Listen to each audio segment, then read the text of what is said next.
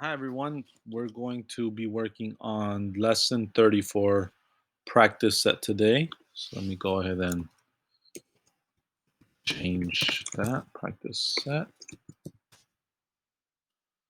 So let's go ahead and get started. So today we're going to be comparing decimal values on the number line using the context of the metric system to help us determine the value of our segments in terms of their length. So for letter A, it says to find the length of the segment in centimeters. So if we look at this ruler given to us here, it's already in centimeters. So this would be 1 centimeter, 2 centimeters, 3 centimeters. We see that the segment above it extends out to between 1 and 2 centimeters. So we automatically know that it's going to be more than 1, but less than 2. And because of that, we're going to have to assign a decimal value there. So when dealing with the metric system, it's a base 10 system, which means that on occasion we might have decimal values to represent the units. So here, basically, in between the 1 and the 2, we have the decimal count for the value. So every little tick mark there represents a 1/10 of a centimeter. So it would be 1.1, 1.2, 1.3, 1.4, so on, 1.8, 1.9, and then not 1.10, but rather 2.0.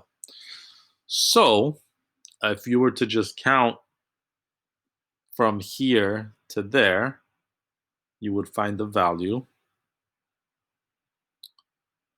If you have counted by this point, you should have seen that the length of the segment is 1.6, and then we do have to mark that it is centimeters.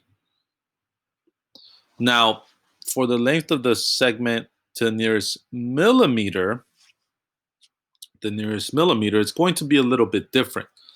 Now, every tick mark actually represents 1 because every centimeter actually represents 10 millimeters. So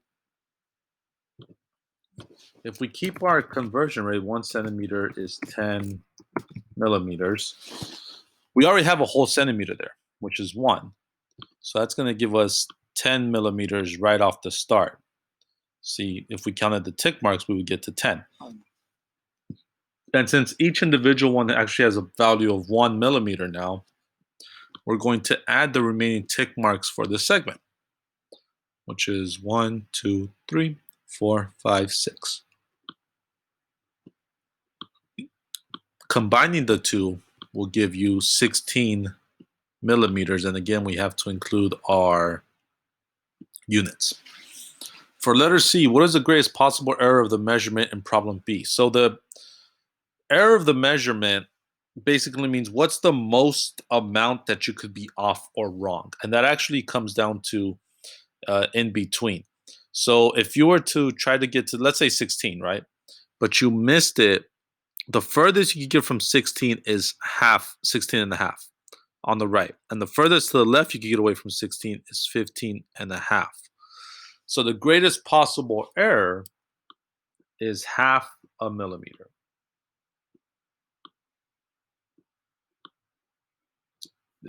It's millimeter because we're referencing problem B, which the answer was given to us, or we gave the answer in millimeters. Okay, letter D now. 75 centimeters is how many meters? So we have 75 centimeters. Using our conversion rates, we know that 1 meter is actually equal to 100 centimeters. So this value, since 75 centimeters is less than 100, it's actually going to be a decimal value. And if we were to write it as a fraction, we have we would have 1 meter equals 100 centimeters. So now we have 75 centimeters. That's going to stay our denominator, but we don't know the amount of meters, right? So in essence, what we're going to be doing is trying to find the fraction amount, basically something that when we divide it by, the reciprocal here, we're going to get a 1. Basically, the fastest way to do this would be to cross multiply and divide. So we have 100 times x, so 100x, not 100 eggs, but 100x equals 75. And then to solve for the x value, we're going to divide both sides by 100. So what you really have is 75 out of 100. But since we want to write it in decimal form, you have to turn this into a decimal.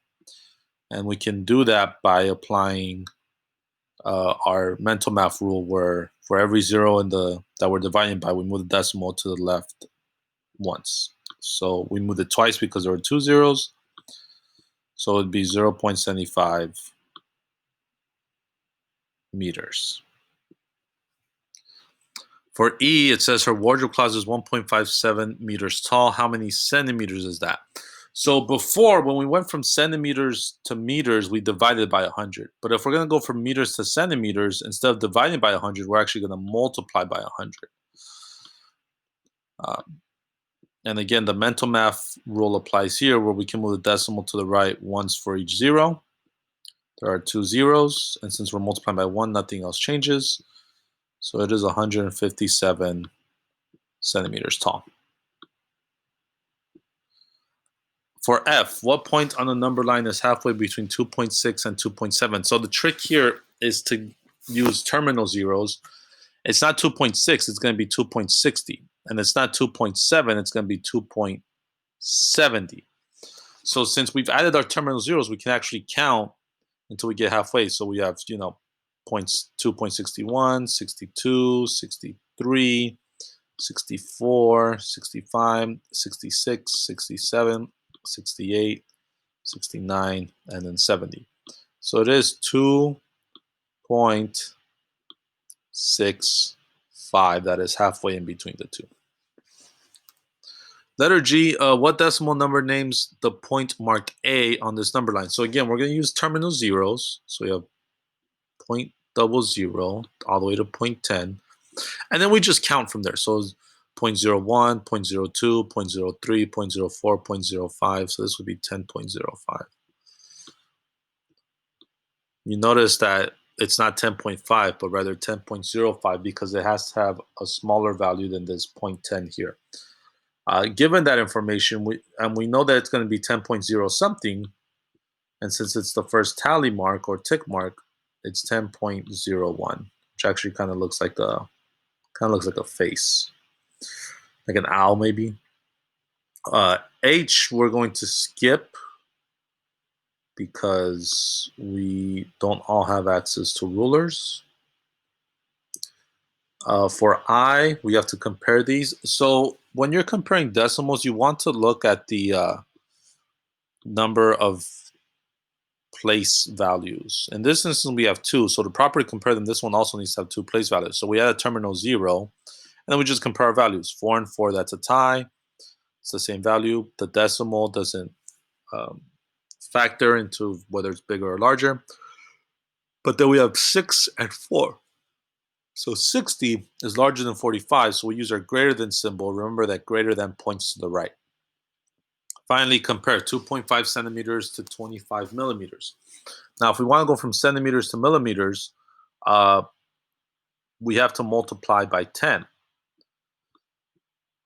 So once you multiply by 10, you're actually going to, again, use your mental math rule. And so you have 25 millimeters. So now that they're the same exact value in terms of the same unit of length, we can compare the values. So 25 to 25, which gives us that they're equal to each other. All right, so this has been your practice set. Please let me know if you have any questions. And we'll see you later.